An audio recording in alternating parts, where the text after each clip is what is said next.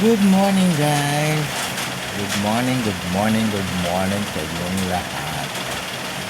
Saan man sulok ng mundo kayo naroon, magandang umaga po sa inyong lahat. Well, bibigyan lang natin reaction ulit ang kwento ni Sara Duterte tungkol sa ama niya na nakulong daw ang tatay niya dahil sa chismis. Nakakaloka din sa Sara abogado pa naman daw siya. Totoo ba na abogado ka? Alam mo ba na nakulong ang tatay mo dahil sa mga pinagpapakutang niya? At may ebidensya yan, Sara. Alam mo yan.